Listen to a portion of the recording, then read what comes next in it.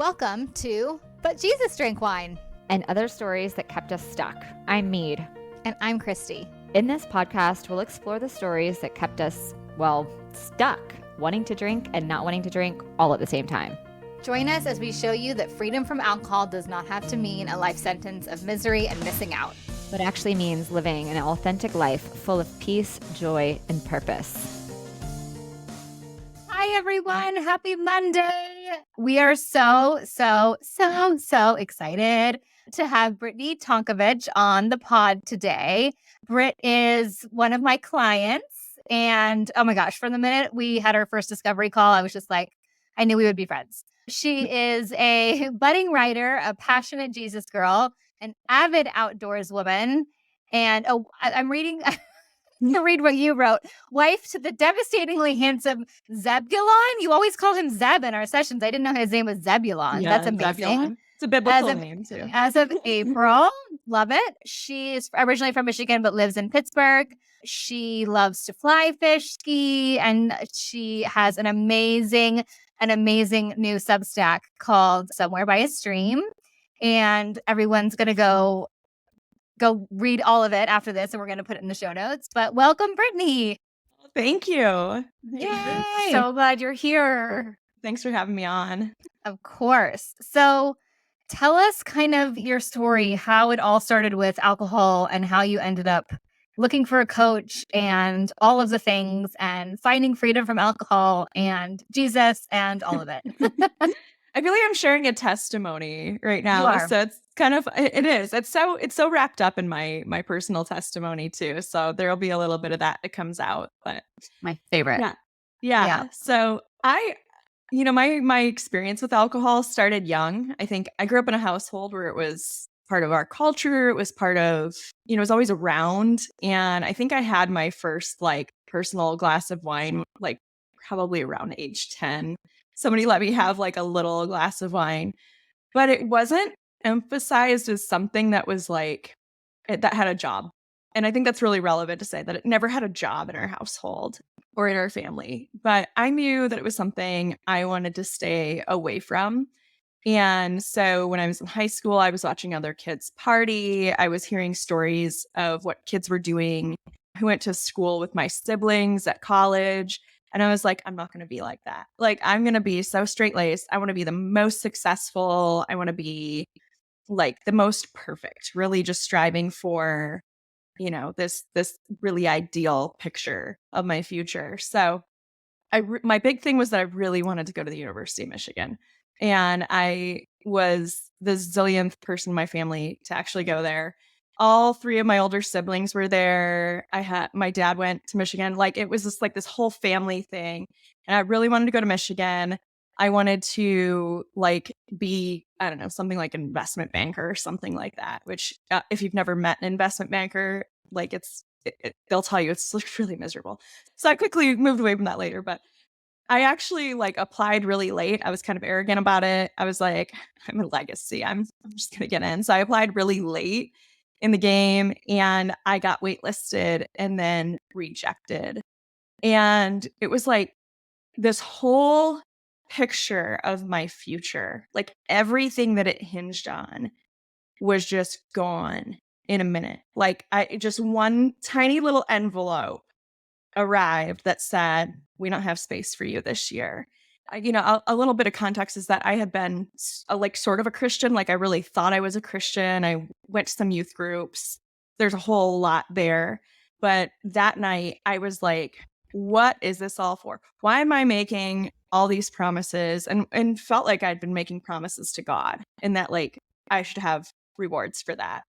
And that night I was like, I'm going to go to my friend's house and I am going to drink. I think it was that night I smoked my first cigarette. I drank SoCo. I don't remember what I drank the SoCo with, but that was I know.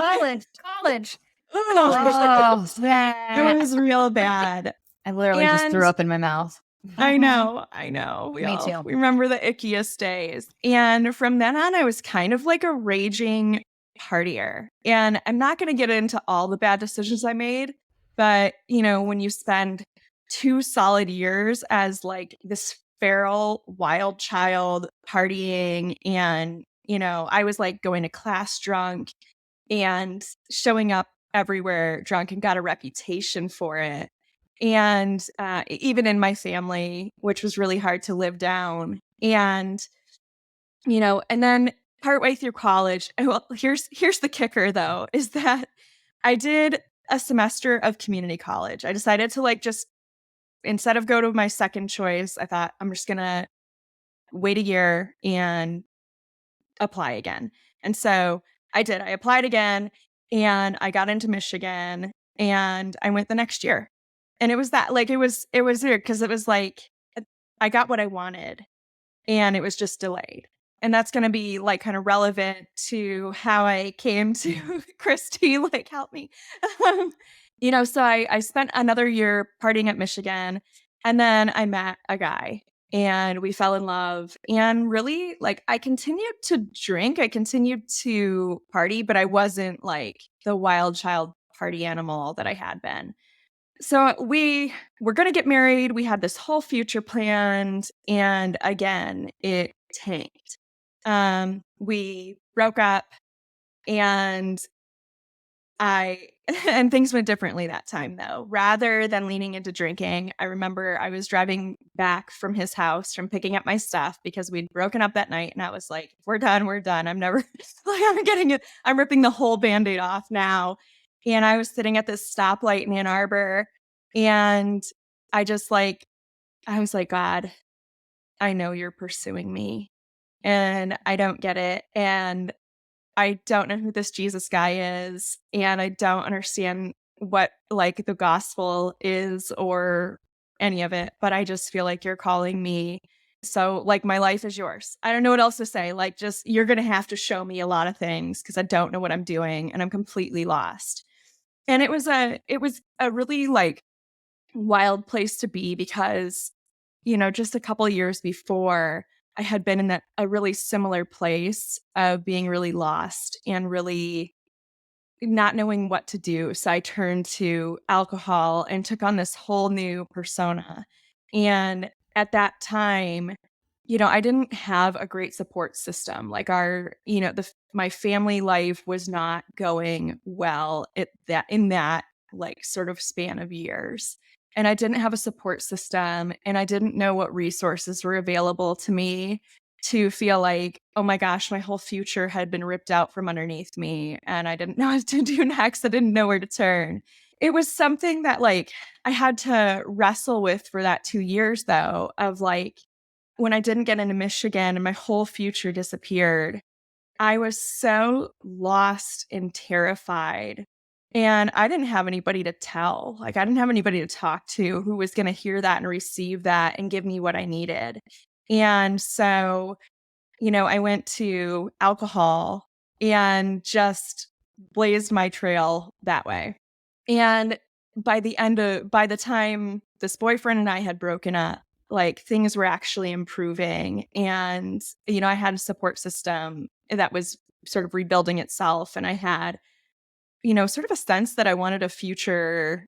And so I leaned more into my support system and said, I'm really lost. My whole future has been uprooted and I have no idea what I'm doing now. And actually let people come into that space. Sometimes I look back at my little younger self and I'm I wish you had just told somebody how lost and scared you were. But I think everything is testimony. So after that, I spent 2 more successful years at Michigan. One was my senior year, did really well. And then I went back to grad school to become a teacher and really excelled in that program. And then I'm going to skip ahead a lot because I think the years between then and 2018, that was 2010 and 2018, weren't really that remarkable in terms of alcohol. Every once in a while I'd have a big night of drinking, but I wouldn't say I was a hugely regular drinker. if I stayed busy, I didn't think about it too often. And it wasn't always a daily part of my life. And then I'd go through spurts where it was. And then, like there weren't really any patterns to pick out in, drinking. It was sort of just unnotable, in that interim. In 2018, I really felt like my body was sort of overwhelmed by it, and I was starting to see I hit like my 30s, and I started to see that like it just wasn't jiving that well, and I wanted to like lose some weight, and so I gave up alcohol for a little while, and I was so proud of myself. It was 70 days, and then at the end of that 70 days, I started drinking again. I went through a divorce. And again, there's so much packed into these years that I'm skipping over. That's one I'm going to skip over. But I felt strongly after sort of like my divorce, after that like God was really calling me to get alcohol out of my life. So by like 2019, I'm going like, okay, I hear you. And I'm trying, and I have no idea how to do it. And there would be times where, again, it would become sort of unremarkable, a glass of wine here or there, or going out with friends and, drinking too much because you're in the company of other people. But I remember thinking, like, I couldn't say no to it when I wanted it. Like, and that was a hard place to be. And I kept thinking, like, of that. There's that scripture, it's in Corinthians, 2 Corinthians 12:9 says, when Paul's talking about that thorn in his side, and God says, my grace is sufficient for you. And my power is made perfect in weakness. And this became such a huge source of guilt for me because I kept thinking like, God, your grace is sufficient for me. And I was measuring my faith by like whether or not I could give up alcohol in any given moment. And might like have a couple glasses of wine or split a bottle of wine with a friend or a bottle and a half of wine with a friend. And then the next day I would not only like have all the physical fallout from alcohol and the terrible sleep and, whatever hangover might appear, but I was also like, I'm such a bad Christian. Like, I'm just such a terrible, terrible, like God, like what Christian can say that God's grace is not sufficient for them? And like, oh my gosh, I must not be a Christian if his grace isn't sufficient enough for me to say no to alcohol in these moments. And it was like this back and forth and back and forth. And the pandemic hit. I ended up like going outside a lot more and really not thinking about alcohol too much. So again, like sort of unremarkable. And then I think I ended up sort of reaching this point with it though, where I went through another like major life change where I changed careers, and I had been in boarding school for 12 years. So I never learned how to like live on my own.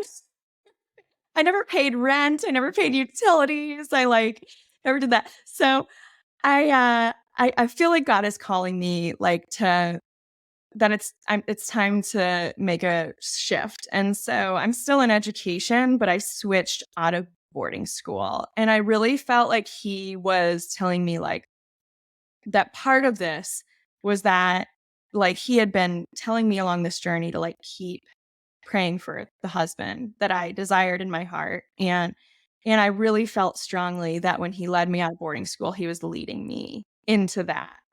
It didn't look like how I thought it was going to look. I like got this great job, and I was so excited to start it, and then that didn't pan out the way I thought it would. Sorry, I know all the gory details of that one, so I'm giggling, but we don't have to go to out of respect for, things. But yeah, it just didn't pan out the way I thought it would. And again, I was like lost and like terrified and like, what did I just do to my future?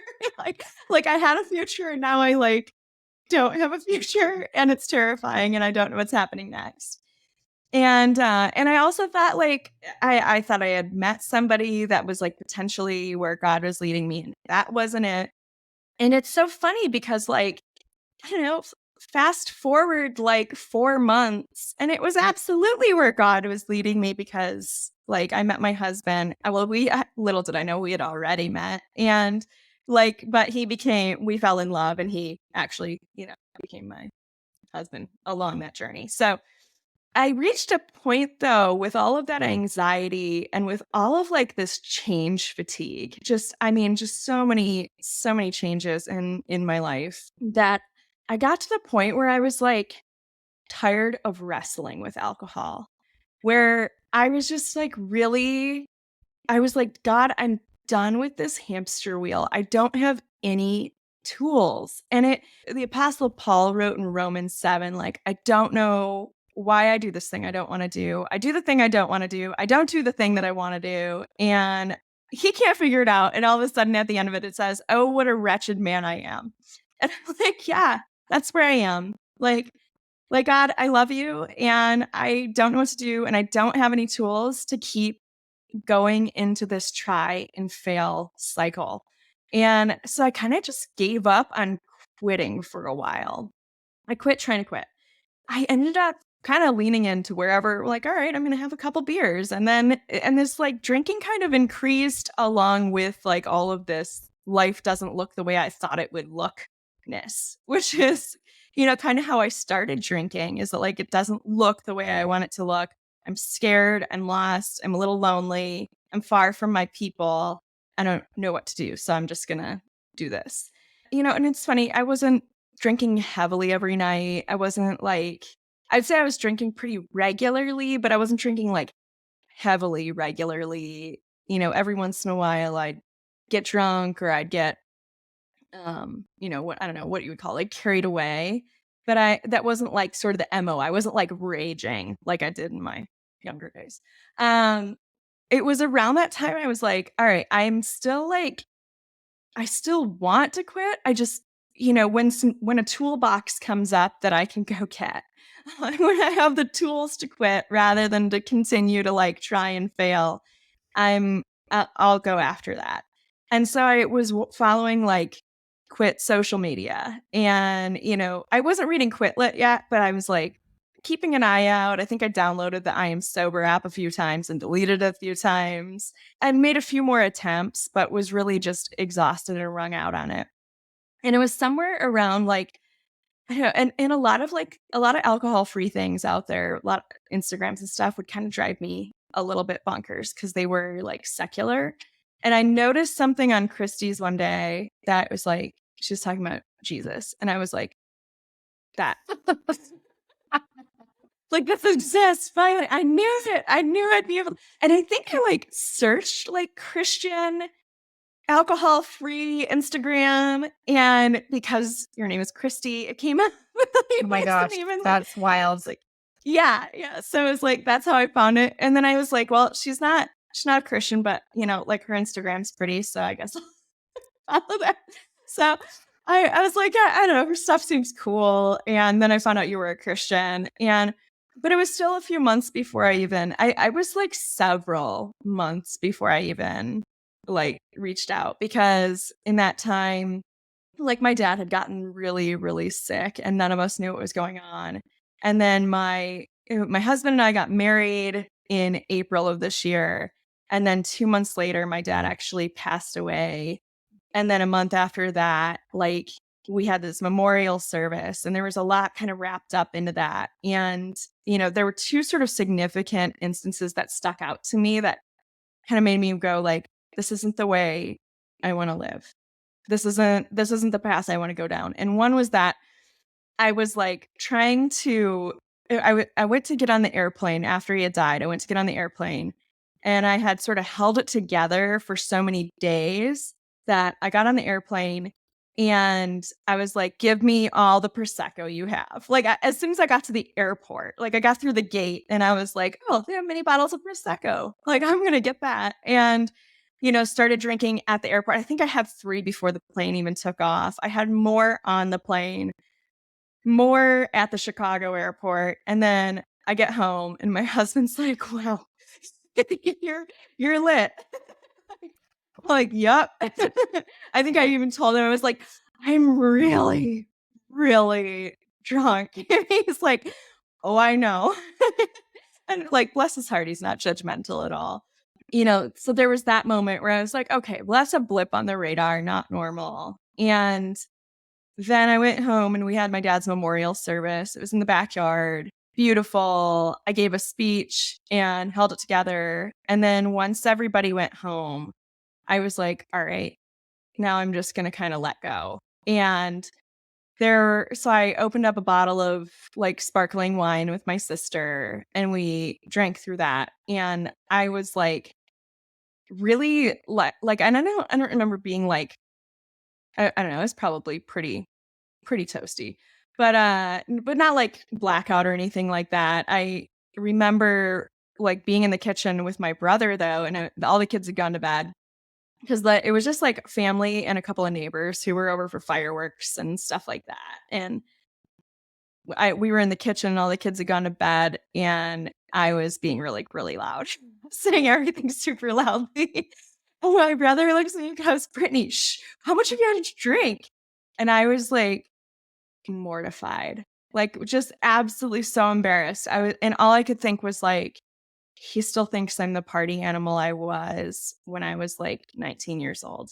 Like that's all my family sees when they look at me. That's what they expect. It was so embarrassing. And I think even in my drunken state, I filled out the form to talk to Christy like that night. And we started working together and like the first meeting, she's like, so is today your day zero? And I was like, no, it's not.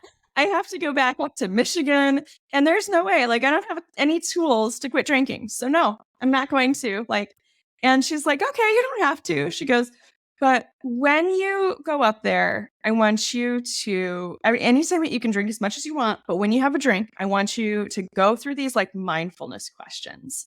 Just ask yourself, like, what's your state of mind? What job are you assigning that drink? And that was like the biggest revelation for me was like, what job am I assigning this? Because the first night we got in town, I had worked and I was really exhausted from work because I was taking a lot of time off and then going back to work. And then I was just playing catch up. And so every time I would go to work, it was like double the work. And so I got out of work that day. We drove 8 hours to northern Michigan. And my husband and I really wanted to take him to this bar that my family loved to eat at. It was like bar and restaurant. And everybody there knew my dad. They came up a zillion times and said they were sorry for his passing and stuff. And it was really emotional. But mostly I was really wrung out and I wanted a beer. And I was like, well, what am I trying to assign to this? And Sunny, because she said, like, take notes while you do it. And honestly, I didn't take a single note because all of the answers were so impactful because it was like, this is the job. Oh, it can't do that job. So cross that off. So like don't drink when it's that job. So the job I was trying to assign to it that night was to like help me feel connected to my husband. That I felt like really disconnected from him because of all the work and all the emotions and just how exhausted and wrung out we were. I was like, this beer is going to connect us. No, it's not. It's probably going to make me irritated in a few minutes. So it's probably going to divide us a little bit somewhere along the way. And so I was like, oh my gosh, it can't do that job. It's such a liar.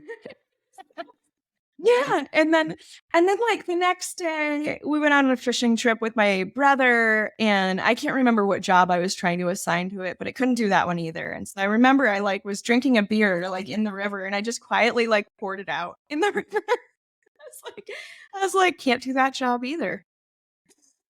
So I switched to like some sparkling lemonade. And it really like came to a head by Thursday. So this is like Saturday. We were sitting in that bar.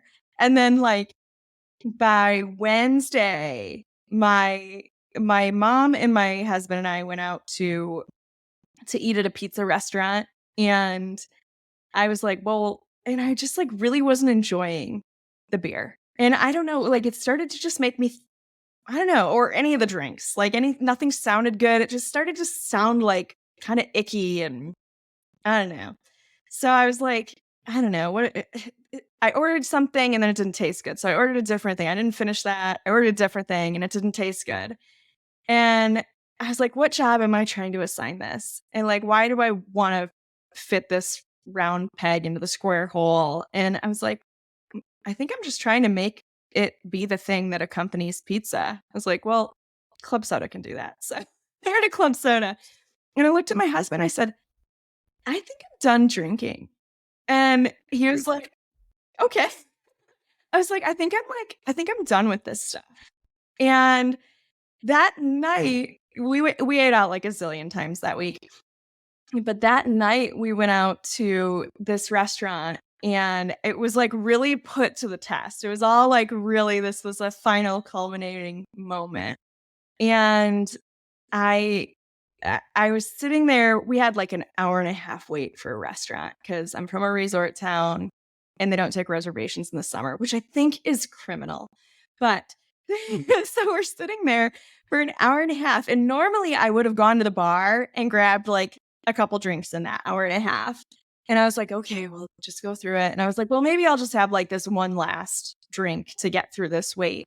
And I was like, well, what job am I assigning it? And I was like, probably to stave off boredom. And is it really going to do that? I was like, it's not. It's not. Like I'm going to feel icky. Like I'm going to feel like the inflammation set in. My fingers are going to swell. I'm going to bloat right away. It's going to make me irritated. And like, I don't know. It's just, it's probably going to give me that gross like taste in the back of my throat, which I haven't thought about in like 90 days, by the way.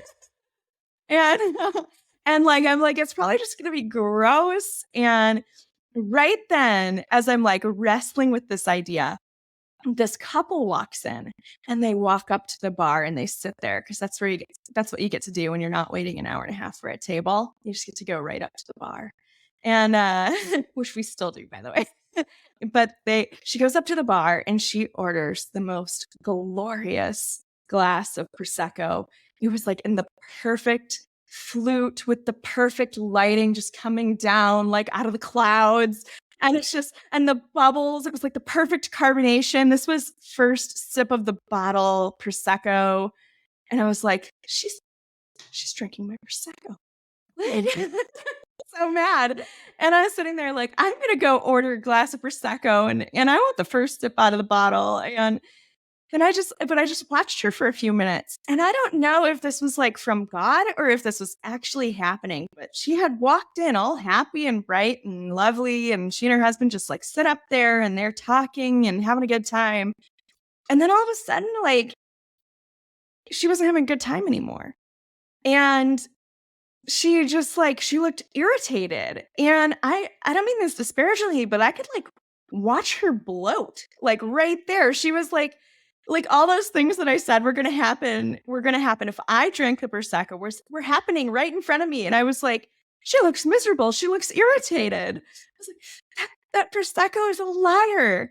And it's so funny because like, now I look back and I was like done with it. I was definitely like, that was like the last time I was like, oh my gosh, this is the hardest thing. I was like, now after that, I was like totally easy. But it gave me this picture because, you know, in sort of like why I started drinking was that like God had a plan for me that was not packaged the way I thought it should be packaged. It didn't come wrapped in like a Tiffany's box. You know, and it came like messy and hard and also amazing. Like that university I didn't get into, I now have 2 degrees from. And later on, like as God's leading me into this like completely new life, it was not packaged the way I thought it should look. It was messy and ugly and hard and littered with like ugly crying and like late night phone calls with a pastor going like, did I hear God wrong? Did I hear him wrong? And I'm like, but it's the right thing. Like he definitely has me on course. This is the good thing. You know, it's almost like somebody pulls up in your driveway with a Ferrari and you're like, well, it has a blue bow on it instead of a white one. You know, like that's sometimes how we can act with like God's blessings. And it's so funny because like I never have that sense with alcohol that it's packaged, that it is packaged like ugly. Like it's always packaged so beautiful. It's always like the perfect, it's the perfect glass of Prosecco with the jewelry store lighting, making it look all sparkly, or it's the perfect new can of something. You think of how many people like take pictures of their drinks because they're pretty. Like, oh my gosh, no. It's so funny. I'm like coming to this space. There's like, I think the harder work of giving up alcohol was sort of sitting with myself without alcohol. And like having that picture being like, okay, just lean into it though. Because like usually if it's packaged kind of icky, like that's kind of, I don't know, that's always turned out fine in the past. So I'm just going to lean into this and just trust that God is taking it somewhere because like he just keeps doing it. Yeah. So that's kind of how I mean, like really overnight, I was like, nah, no more alcohol. I'm good. It was literally the because it was like the discovery call, right? Where I was like, okay, so, or was it the first call? Was it discovery call where I gave you those questions? I can't remember, but it was within the first 2 times that we spoke. Yeah. And she was like, no, I'm not ready. I'm like, okay, no big deal. We'll take a pause. Let's like go slow. No big deal. And then the next call, she's like, hi, I'm done. Wait, what? It's like, I did the questions. I don't want to do it anymore. And then for the subsequent 11 sessions, we've been talking about all this great stuff. I mean, we talk a little bit about alcohol, but we talk about everything else because you literally just nailed it, right? In the first like week because of asking those curious questions. Yeah. And I think like coupled with the brain science too, of being able to pinpoint it, like, well, this is going to make, if I have this, I think there were like a couple of times where I was like, what if I drink right now?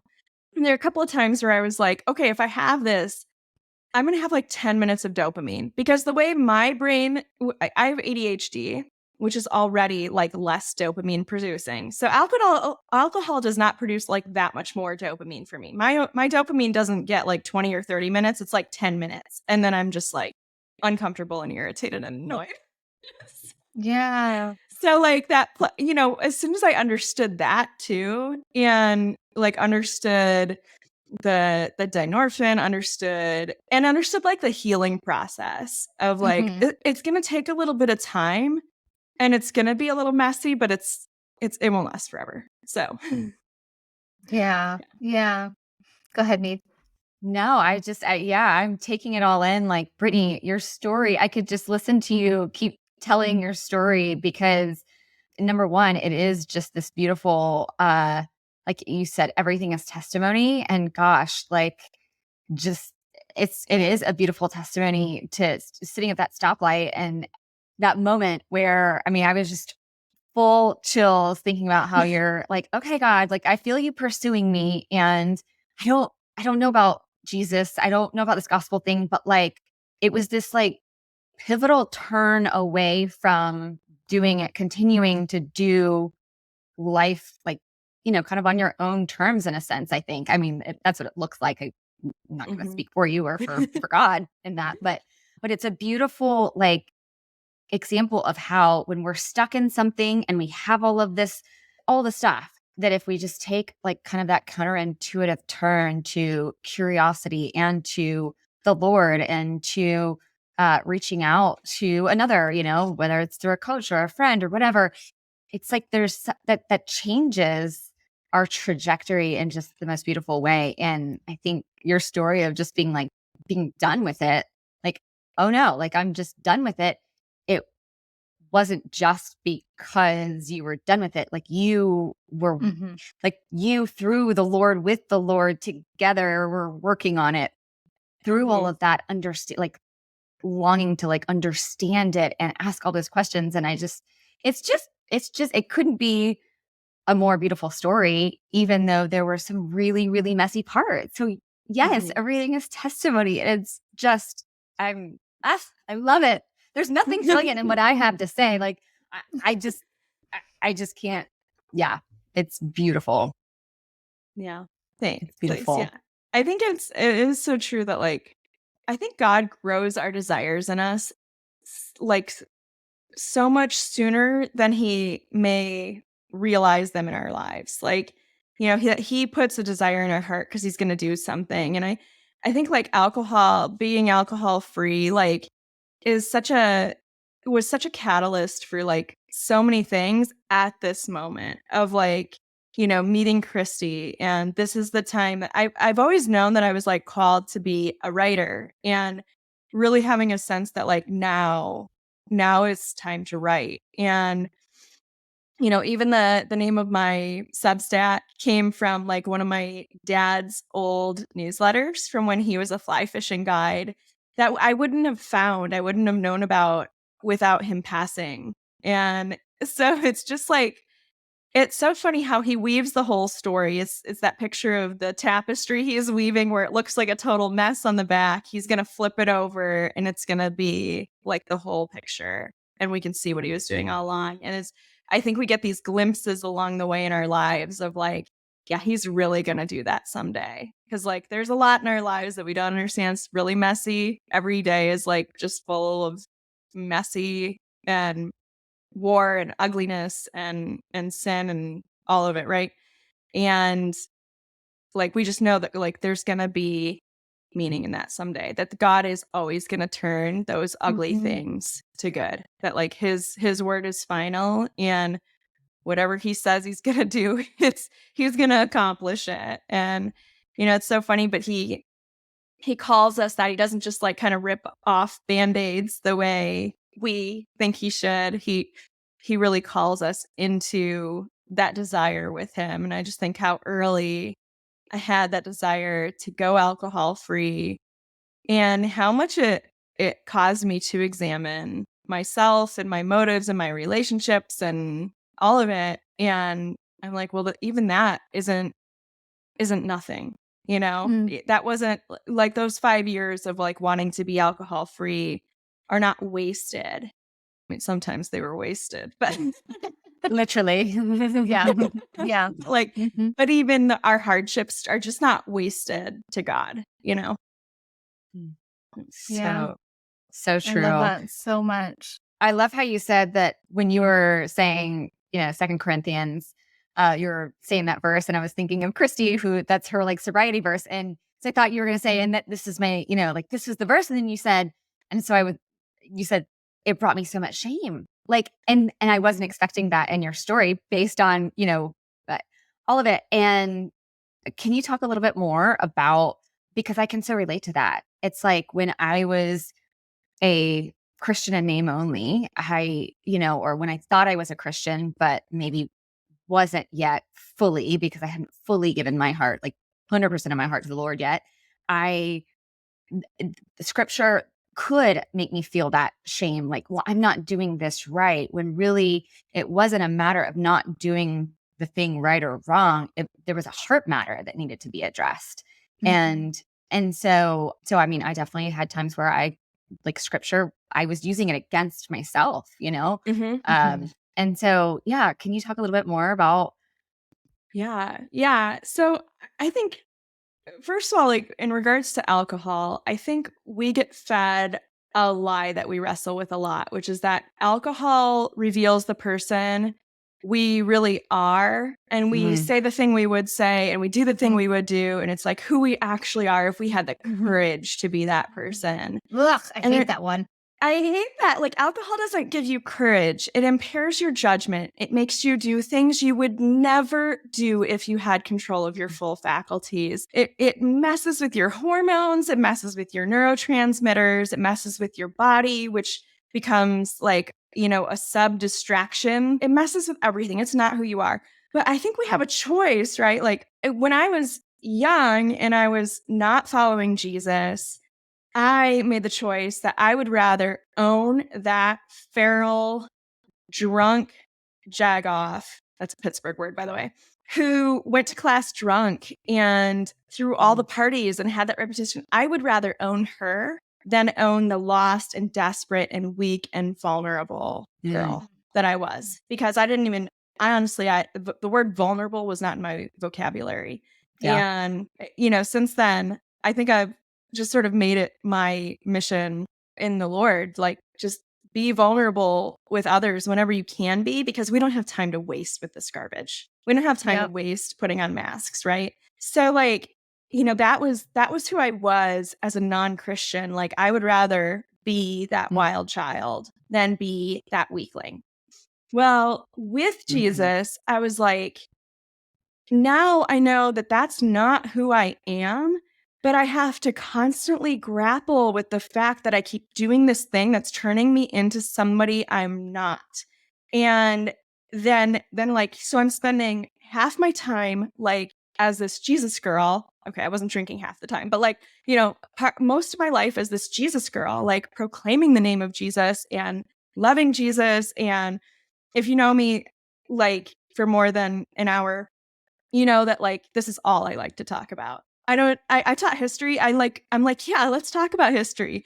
In Jesus' time. Let's talk about biblical history. Yeah. That's why your Substack is so good, by the way. I just love talking about Jesus. And so then I would be, drunk, being an idiot, talking about Jesus. And like, oh my gosh, what a terrible witness. And I'd have to wrestle with like the person I am and the person I'm not, and the identity I know I have and the identity I know God has not given me. And it was this constant back and forth. And it kind of reminds you of like the prodigal son story. And I know Christy and I have talked about this like way back when, but the story of the prodigal son, where he had just like messed up everything, right? He'd done whatever it was, he had done it all. And, finds himself in this pigsty and goes home, and the father runs out to greet him. And there's a lot of like good history around that. But the father runs out to greet him and throws him this party. But like, how did he wake up the next day?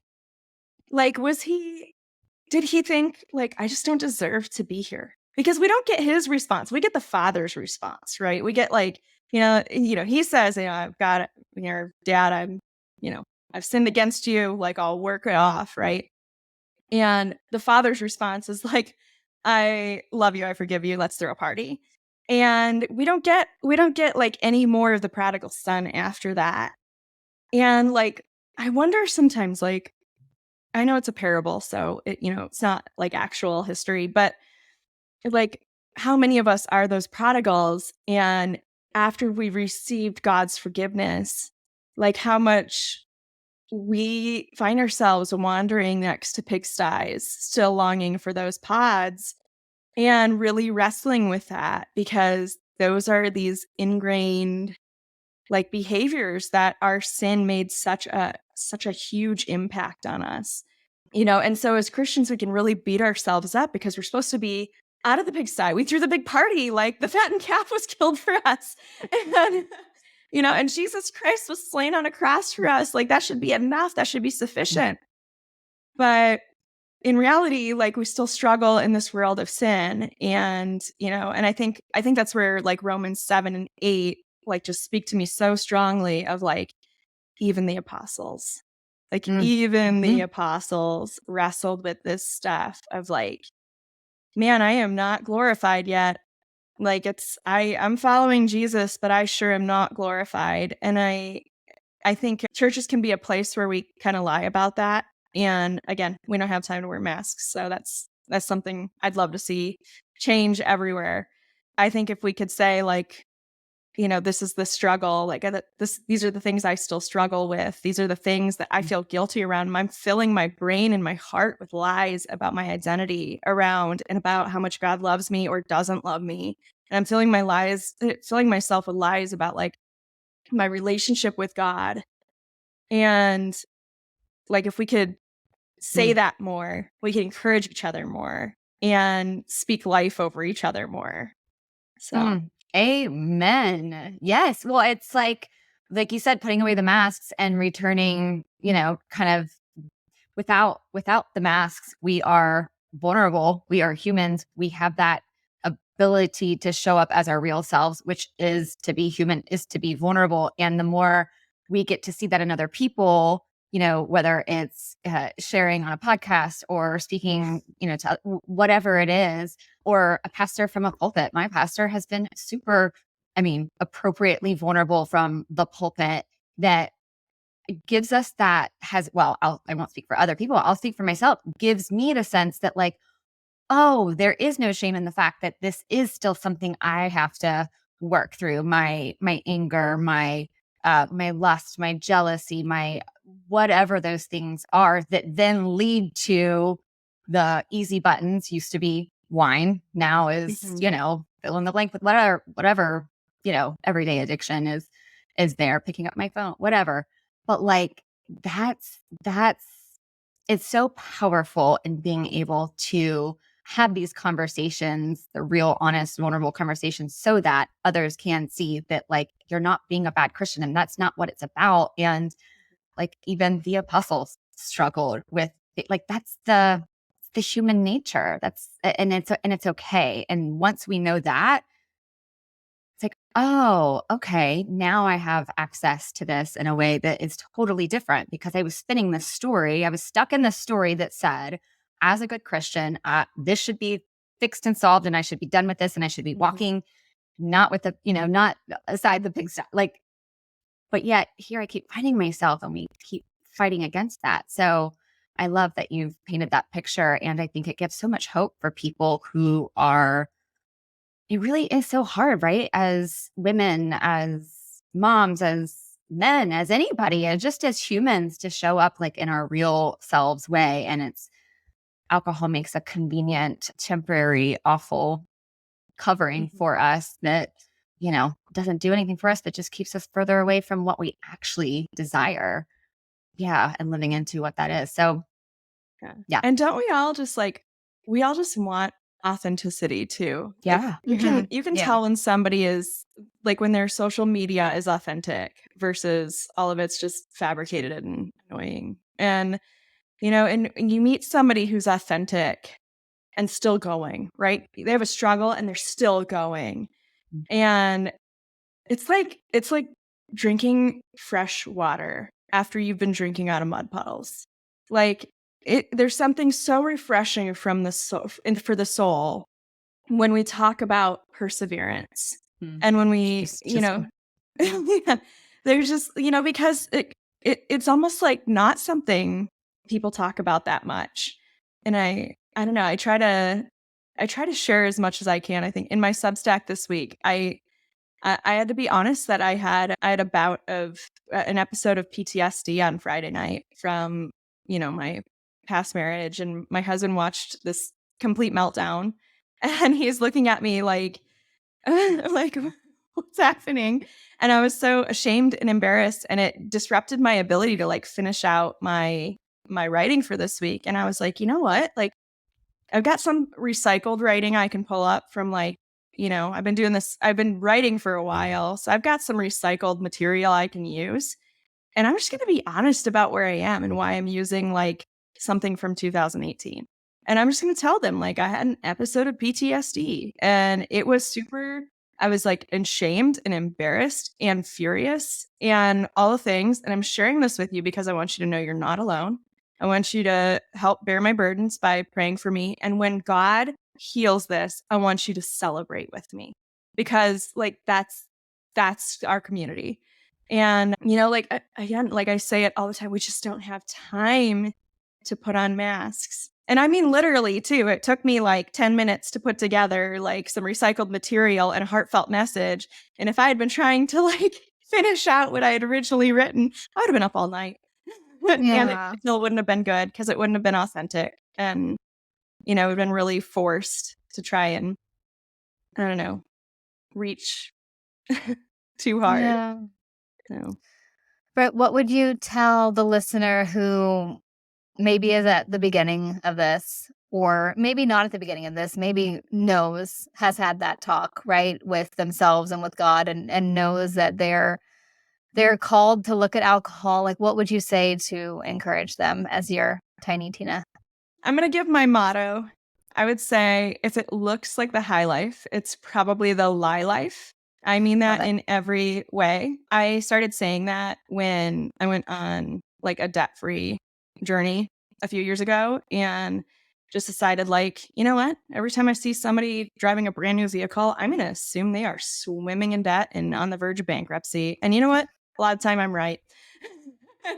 And I mean, statistically speaking, in America, I'm right. And I think it's so true for social media. It's true for alcohol. It's true for alcohol in so many ways, right? You see that like job that you're trying to assign it to make you dazzling or more interesting or pretty or make the people around you more interesting. Like, it's not going to do any of those things. And if everybody looks like they're having a really good time with alcohol, they're probably not. And like, I don't know, wait an hour and see. Wait an hour and see if they're still having a good time, because they're probably not. Like, even just saying, you know what, I'm not going to drink for the first hour of this party, and I'm just going to observe everybody around me and see if after 2 drinks, I still think they're living this high life. They're not. They're not. They're falling apart. I love it. It's so true. And it's so good. Yeah. Oh, babe, thank you for coming. Thank you so much. Can I share one more story? Yeah. Go for it. All right. So I told you guys before we started recording, I've got this like picture of the gospel and sharing alcohol free. And I think like some of your listeners might not be completely sold on the idea, but I have a picture of this. Okay. So in the pandemic, I was running around the same park, like a 5-mile loop, probably like 3 or 4 times a week. And they had shut down all the drinking fountains, and they had wrapped them in garbage bags and duct tape and stuff. It was really dramatic. And I noticed sort of toward the end of, I don't know, whenever the pandemic ended, like one day all the drinking fountains were unwrapped, and I could see like there was some water around the bases and stuff. And I was like, the drinking fountains are back. This is so good, because I hate carrying water when I run.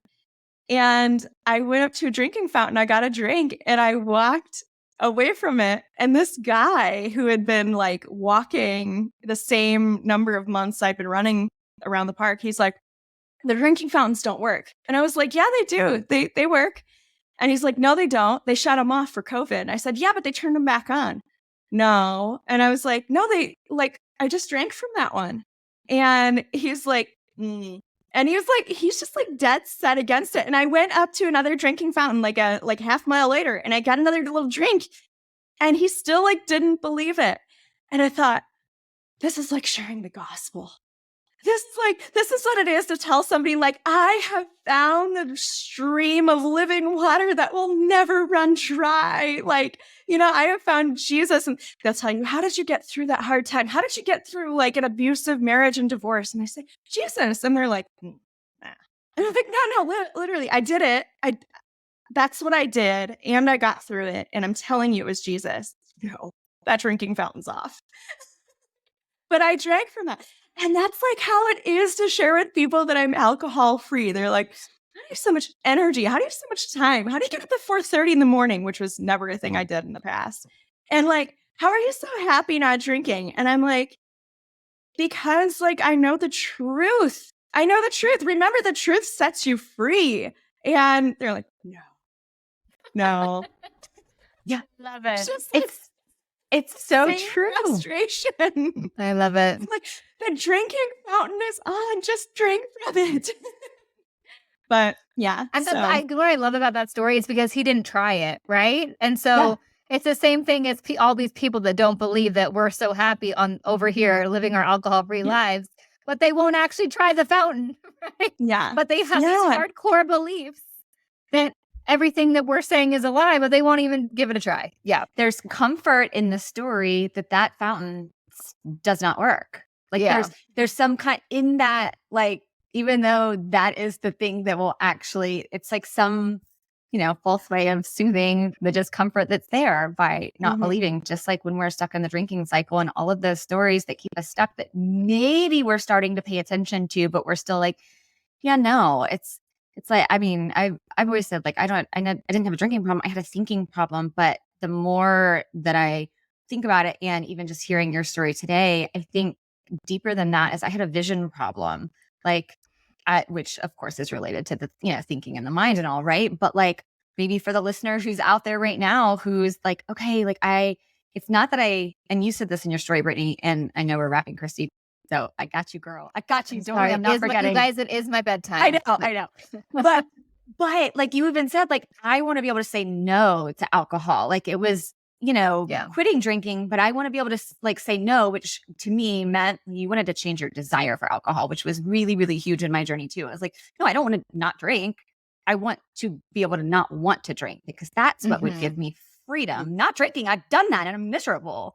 And so like maybe even for the listener who's out there, it's like, pray for God to change your vision, because what you described about the woman at the bar who came in and ordered that beautiful Prosecco and all of that, you had like, you saw it one way and then you saw it totally differently. And true. It's your whole story with the fountain and the guy, and not like he wanted to still see it his way. And that's where it's so hard until you're open to the vision change and open to the mind change. And then ultimately the heart change that comes with it. Then you keep spinning the stories and staying stuck. But thank you for sharing. It's the true meaning of freedom too, that like we're alcohol free. We are not white knuckling. Alcohol is not like, it doesn't have some power over me where I'm like, every time my husband brings home a beer, I'm like, I wish I could have that, like I'm free and clear, done, so like that's what being alcohol free is. Yeah. So, yes. Yeah. So good. Well, thank you for like, you're just such this light and this like refreshing, just beautiful. I told you. I know. I just want to keep listening to you talk because you are, and you're like, you are, oh gosh, just thank you for sharing vulnerably and beautifully and all the things. What a gift. Thanks, Britt. We will put the link to your Substack in the show notes, and I'm sure we'll have you back. Let's just be honest. All right. I accept. All right, ladies. See you next Monday. All right. Bye, y'all. Bye.